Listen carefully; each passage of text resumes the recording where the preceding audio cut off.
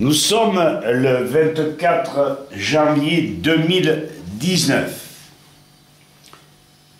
Citoyennes et citoyens de tous bords, il faut qu'enfin vous vous conscientisez sur le contexte politique et plus particulièrement de la santé qui rejaillit, je le répète, sur tous les citoyens de notre cher pays.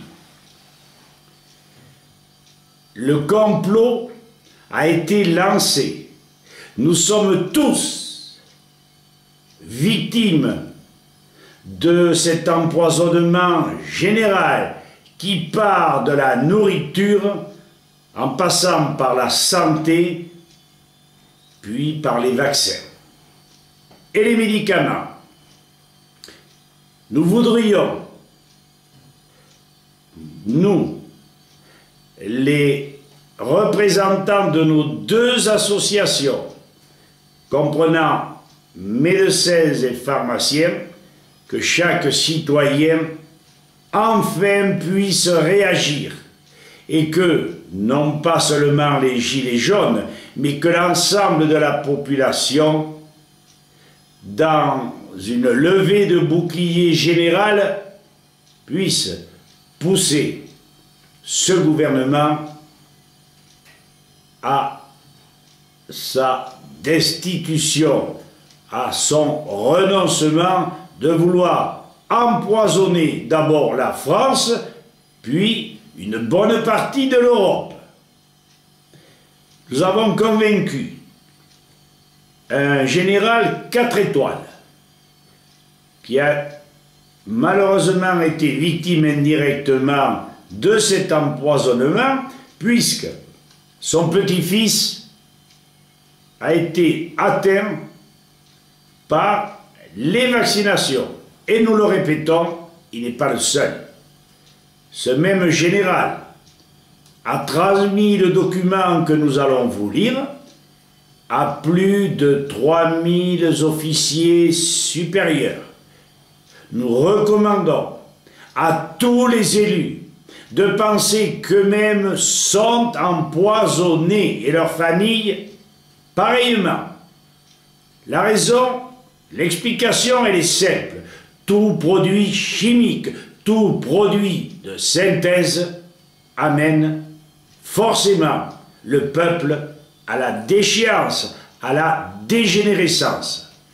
Voici la lettre adressée à ce général 4 étoiles et lettre répercutée, je le répète, sur plus de 3000 hauts gradés, élus, toute tendance, élus depuis le maire, conseillers municipaux jusqu'aux députés et sénateurs, faites votre travail, donnez l'information correcte.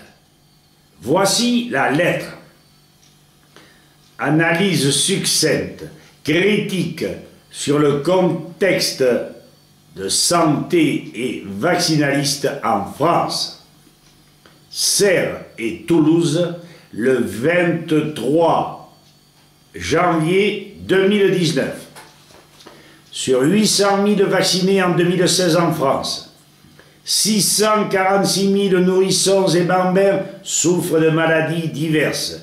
Voici le décompte absolument stupéfiant.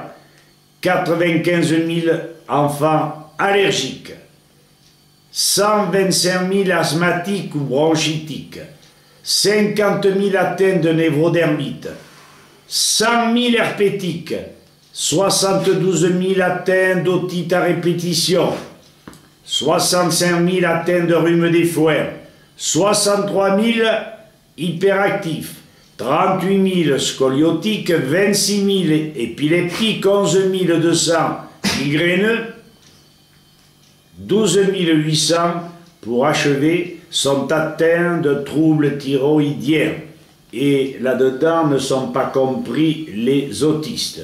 Un autiste sur 100 vaccinés. beaucoup moins d'après le pharmacien Rader. Ce sombre tableau chiffré est bien rapporté par deux spécialistes, El Carod et le professeur Boydale.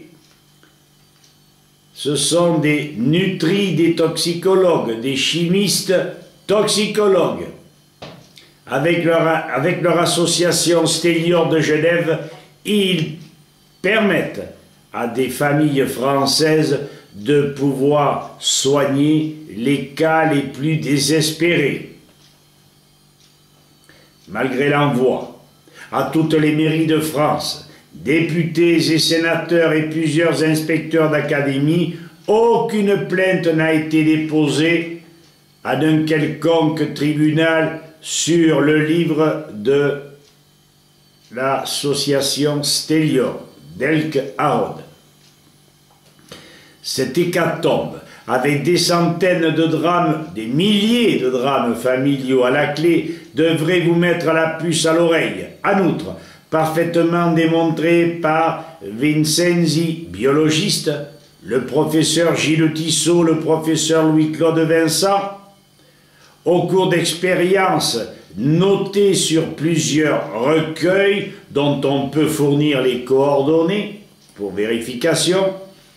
Voici 3 facteurs volontairement oubliés qui démontrent bien l'entêtement de certains pouvoirs pseudo-scientifiques, cartels et laboratoires, à poursuivre, nous le répéterons sans cesse, leur œuvre destructrice, criminelle, consternante. 1. La maladie du tétanos ne confère pas l'immunité. Comment le vaccin pourrait-il la conférer?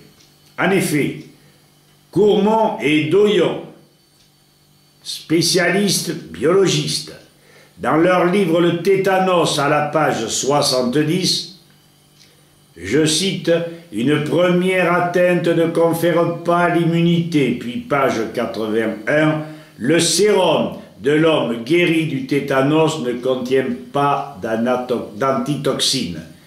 Biologiste Vincenzi. 2. Suite à ses longs travaux sur la diphtérie, le professeur Jules Tissot parvint à découvrir l'origine de la diphtérie, venant d'une récolte de céréales et plus particulièrement d'orge pendant la guerre, par temps pluvieux. Or, à cette époque, on ne séchait pas les céréales.